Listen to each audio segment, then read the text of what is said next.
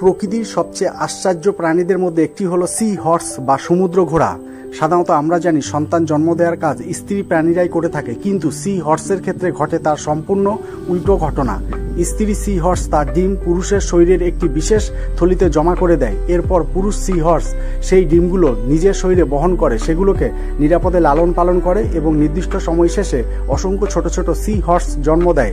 অর্থাৎ এখানে পুরুষ সি হর্সই হয় গর্ভবতী, যা প্রকৃতির এক বিস্ময়কর সত্য। শুধু তাই নয়, সি হর্স দম্পতির মধ্যে থাকে এক গভীর সম্পর্ক।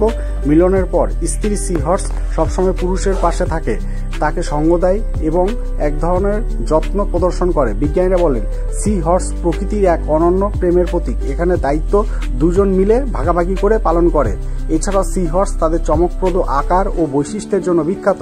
এদের মাথা ঘোড়ার মতো দেখতে, শরীর কৌণিকভাবে বাঁকানো এবং এরা খুব ধীরে জলের মধ্যে ভেসে বেড়ায়। আশ্চর্যের বিষয় হলো সি হর্স শত্রুর থেকে বাঁচতে নিজের শরীরের রং পরিবর্তন করতে পারে, একবার ক্যামিলিয়নের মতো।